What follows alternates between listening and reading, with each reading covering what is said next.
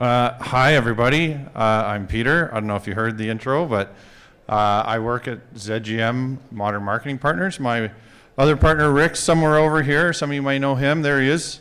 I just to let you know, I have a slight tremor, which shows up sometimes, but I need to say that so you don't think I'm nervous, because if you do, then I start actually getting nervous. I also take beta blockers to prevent it, but we just got off a pretty big work retreat, very productive, but I'm also detoxing off of that too. So there's a bunch of chemistry going on, and I don't know what's going to sort itself out here. Let's see here. So yeah, the idea here is we've gone through AI adoption for a couple of years now, as I think everyone has. And I think we have a good story to tell. And we can tell you a little bit about what worked, what didn't work, what we wish we had done better, and kind of where we're pointing. I think there's some insights there. Does that sound good to you all? We'll get going? Okay. All right. Okay, so we ran a survey with Stone Olafson, which is one of our research partners, right across Canada, all with marketers. We had about 350 responses about AI adoption. And one of the big takeaways that we got back was 81% was saying, hey, we're doing AI. Everyone's doing the AI lately, but a lot of people had no idea if this is affecting their company or providing any sort of value. I think a lot of people are grabbing new subscriptions for staff, and everyone's in there doing ChatGPT and all these things, but you're really, as a business, going, I'm not sure I see the value yet. I know everyone's telling me to do this, I'm doing it, but I'm not exactly sure what's happening here. Does anyone feel like they're in that camp at all? Maybe it was just us for a little while, that's fine.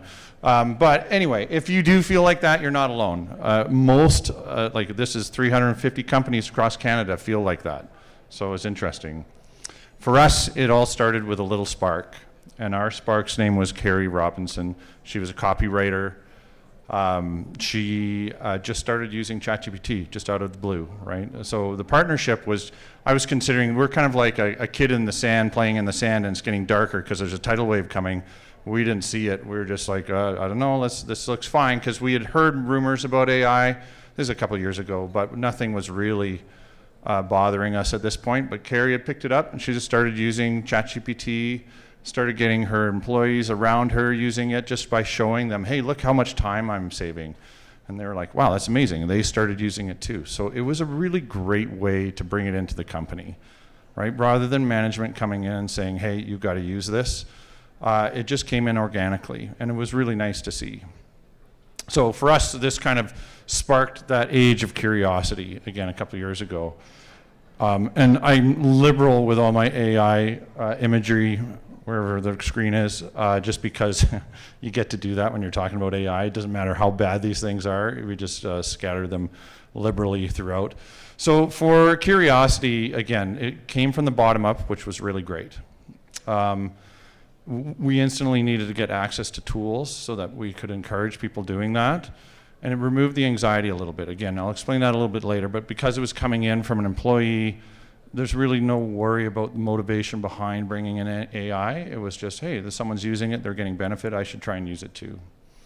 For us, we very quickly realized we had to put some guardrails around this, right? Like, we need some sort of way to kind of figure out software oversight, because everyone's installing stuff suddenly, and our poor IT guy's losing his hair because he's like, you did what? You installed what? Oh, you downloaded what? Like, he's just trying to catch up to everyone doing kind of crazy stuff. So we had to put something around this saying, okay, here's our kind of preferred software.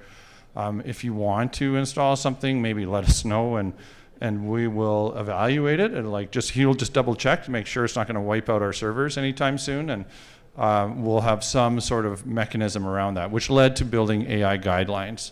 How many people have some sort of AI guidelines in their company? Thank you. One, couple people? Okay, great. AI guidelines is a document that you kind of work through meticulously and work out all the do's and don'ts of AI, and then nobody reads it after that. But we did spend a lot of time trying to figure it out, and it's good for the company to kind of figure out what you're doing what are the do's and don'ts, where do you stand on the ethical side of it, where do you stand on security. You build out the guidelines, but then it's a process to enforce it after that, which we'll talk a little bit about. And then finally, some safety training. So we had to do a fair bit of that, just again, over and over and over to get everyone to understand where they sit with AI. So we have a couple clients like RBC Agriculture. They would lose their minds if they thought we were putting things into ChatGPT, right? Whereas we have other clients, they don't care at all. So we had to kind of get some idea around how this is going. And we have a little bit of a lucky problem at ZGM where we have a creative team that is just all in. We actually have to reel them back from doing AI, whereas I think a lot of companies sometimes have a hard time pushing people into this, but it's definitely necessary. So from this point, partnership's finally waking up, sitting in the sand there, realizing, okay, this is a tidal wave, so we better get used to this. So we started to help formalize this a little bit more, right? We got Carrie as an actual department. It was a department of one. We gave her some rope and allowed her to move some of her salary into AI.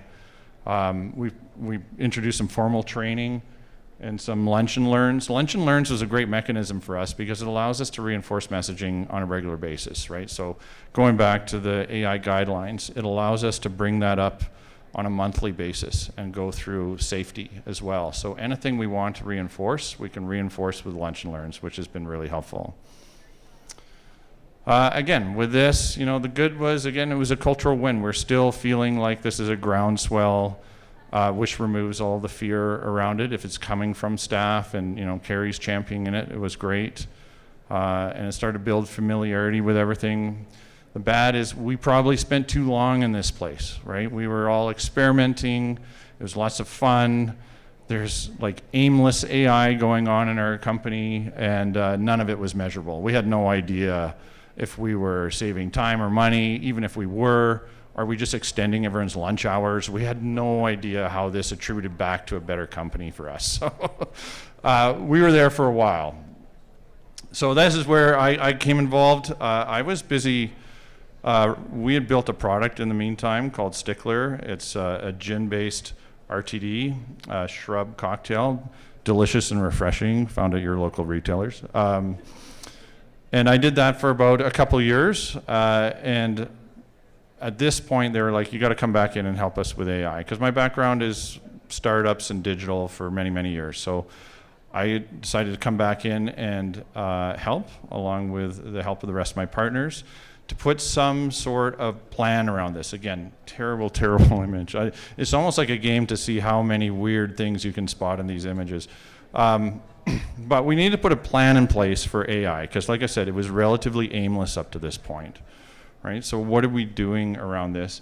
And immediately realize the danger that this has, right? The second management or C-suite or partners get involved, there's an instant fear that's going to happen. And we found this with the research, right? As we look through, is really interesting.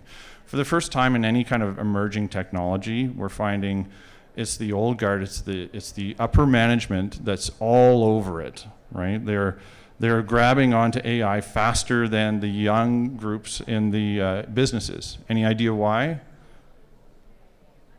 Money, right? Money. It was all about profitability and the promise of better EBITDA, and you're going to get all this efficiency. So obviously, C-suite and everyone wants this stuff really bad because it's going to allow you to reduce headcount or whatever it's going to be.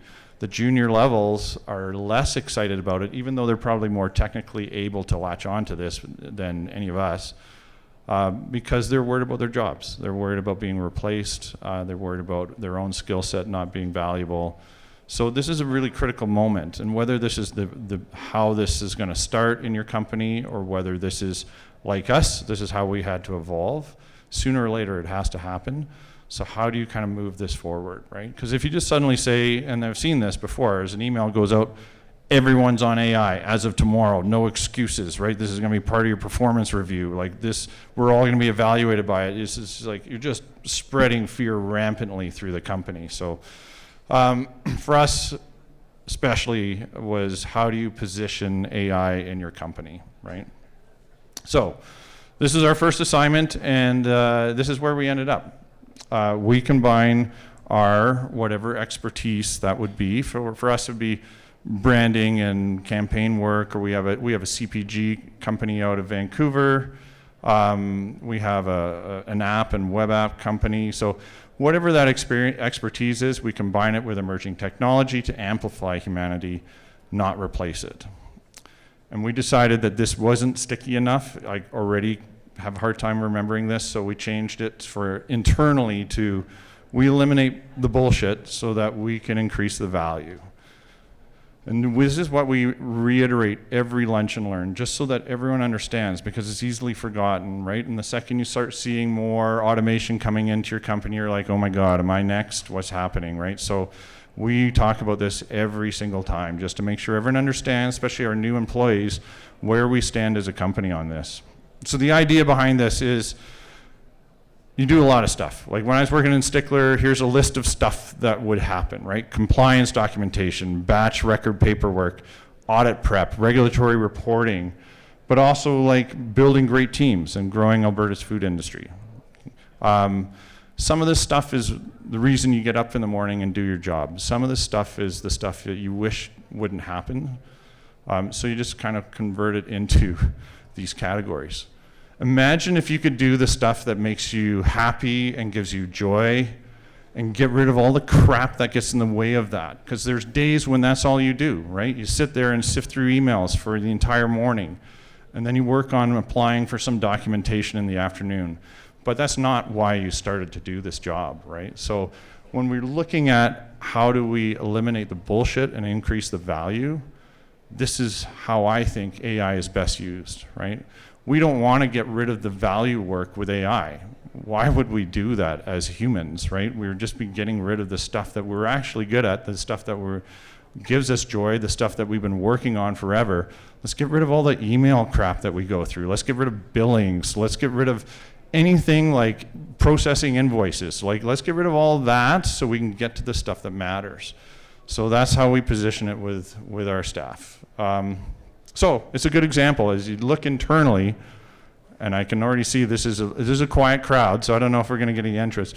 But when you think of what do you hate doing in your job, this is almost like therapy, but what do you hate about, oh, sorry, what was that? Okay, accruals, that's a great one. Anything else? Expenses. Who doesn't love doing expense reporting and receipts? Anything else? Okay, we'll just keep going. What do you love doing? You don't have to yell this out, but when you think about it, what do you love doing about your job? What was the reason you got into this in the first place? I've talked to lots of brewery owners, and they're like, you know what? It sounds great running your own brewery. I bet you I do the things that I thought I would love doing about 5% of the time, and the other 95% of the time is all the shit I hate doing, right? I think that's a common story. So what do you love doing? Imagine if you could do more of that, right? Spend more time on the things that actually add value. Do you think processing invoices is using any big part of your brain whatsoever? It's so repetitive, right? So how can we remove some of this stuff? This is a version, but they're very similar. You'll see different versions of these. They might have different arrows and stuff, but this is ultimately how the AI adoption path, right, is from 1 to 5 in this case, 1 being individual adoption. I'm learning how to speed up my own workflows. I'm fixing my own like email automation. I'm scheduling my days. I'm able to like chain some stuff together to make my own life better. That's kind of phase 1. Phase 2 is team knowledge, right? I'm able to have people benefit from my adoption, right? So that as a team, if one of those people left, we would still have access to some sort of brain, some sort of AI significance, right? 3 is more when you're starting to build more of that, you hear agents and stuff, now you're starting to automate processes, but you're still the one pulling the trigger, you're still the one making sure it all happens. 4, and as you can see, 4 and 5 just gets more and more automated. 4 is more, now these things are running more on their own. That's where you hear about supervisor agents and those types of things. And 5 is like complete chaos. So that's like when everything's fully automatic. Whether we want to have 5 or not, Who knows, right? I don't think that's something I really want to get to. But when you look at this in a line, it's not a checklist. You don't do one and then you finish that and then you go to two. You're probably doing all of these in some sort of order, and some of them are higher than others, but typically one is where you start. So we're going to talk through a few of these. What time did I start? Just make sure I'm on top track here. And just make sure that we probably do 1, 2, and 3. We'll see where these go. So we'll start with 1. Individual. How do you get, people call it superhuman, or I've heard someone call bionic or cyborg. That seems a little uncomfortable to me, but how do you get people using AI on a regular basis? And what we found is there's no silver bullet. So lunch and learns doesn't cut it. Bringing someone in for a workshop doesn't cut it, right? So you need multiple ways to get people into this, and repetitive ways, and it's got to be over and over and over, just because everyone learns differently. Getting people's attention's different. It's just constant working. So for us, we were just like, hey, let's make it super easy, and let's make it very easy to share, right? Because again, if we can get people in our organization to start sharing what they learn, that's great. Because every single day there's almost a new release these days, right? So one person trying to stay on top of what's going on in AI is incredibly hard. And then getting that person or group to try and train an entire company, also just about impossible, right? So you have to have a culture of how do you share amongst your team, right? Because that's how you can really grow. That's the whole 1 + 1 = 4, whatever it is. So for us, it was access to tools was important, making sure our IT was aligned with us. IT is incredibly important in this case. Building a relationship, not working against IT. There's a lot of that in the history of my industry. But in this case, IT is your best friend or your worst enemy. It really depends on how you want to run this kind of thing. But if they are open to the idea of moving ahead in AI, but are going to just keep you safe along the way, that's the perfect relationship.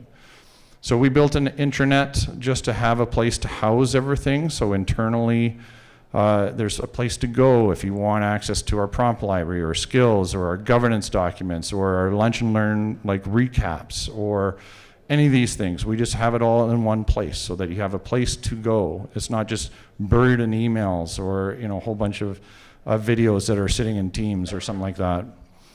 We built a task force, which is just a representative from each department that can speak on their behalf, and we meet once in a while and talk about challenges that they have and things that they learned and so on and so forth. Lunch and learns, like I said, have been really powerful for us, just for us to reinforce messaging over and over and get any kind of critical learning across. We also use our lunch and learns to share. So what we have is a poll that goes out a few days in advance saying, please share your AI wins. And then at the lunch and learns, we get them all to share them amongst each other. And again, as part of that, seeing your peers talk about it either gives you a bit of FOMO. You're like, oh shit, I should be on top of this too. Or, if they're doing it, well, why can't I do it, right? So it's really good. And then one-on-ones and stuff like that. So there's many ways to kind of keep moving along here. Ultimately getting to that light bulb moment. For me, my light bulb moment was I was using ChatGPT to kind of stab in and out as an answer box. I would try it, and I didn't quite get what I wanted, and then I tried again. Maybe I got something good. It didn't matter, but I just kind of poke at it. And then I started writing it was ironically the AI business plan in Claude. And I wrote this huge document. It was about 100 pages long. I just prompted this huge document. And then in the middle of the night, I had this epiphany. I'm like, oh man, what about this? This changes everything. Like, wow, this is a great idea. And then I went back to work and I'm like, here's my new idea. Like, what do you think? It's like, yeah, this is perfect, obviously. It thinks everything I do is perfect, which is great. But it went in and rewrote the entire document. I'm like, what would have been the chances of me rewriting this document 100 pages if I came up with the same idea back in the day? I wouldn't have. I know myself better. I would have tried to force feed a little bit of it in, but it would have been pretty bad. So I'm like, I am in way better shape. It allows me to think really strategically, but this is a better product than I would have had otherwise. So that was my big moment, and from then on it's been a kind of a little bit of a love-hate relationship, honestly, but it's been better for sure. So let's move on to a little bit of organizational knowledge. This is just like, how do you get teams working in AI? There's a couple different ways to do this, right? Obviously, when you're working in some of these LLMs, like we use Claude, so we're using Claude Teams, it allows us to share skills, it allows us to share projects. There's lots of these with a lot of these tools. Can you open things up for the group, right? So that we can have like our brand standards as a skill that everyone can use and start to leverage, right? I've got geo optimization, which is AI search. So can we have that so that everyone can use it? All these types of things are available. Or, a great one, a little takeaway today would be Notebook LM. If you haven't started using this is one of the easiest tools to get involved in. It's a free product by Google.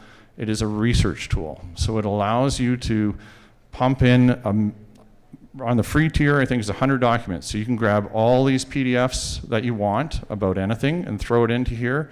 Or you can have it just go out to the world and grab a whole bunch of websites or articles or whatever. You give it a prompt and say, in this case, I was like, I just wanted it to look for what are marketing firms doing over the next 5 years in AI. And then went in and it found 50 sources and articles about this. And then it distills it down. And then in the middle, you can ask it questions, right? So, and the nice thing about it is it's only going to look at the material that you added, right? So it's a lot less likely to hallucinate. It's a little bit more secure this way. And you can sit there and have this private chat with the research that you provided. So you think of this if you're doing any kind of if you're grabbing a whole bunch of people together and you want to do interviews, this is a great way to distill down all that research, or there's a million different ways to do it. And my little hack with this is on the right, it's got a whole bunch of pre-made kind of outputs, and one of them is a podcast.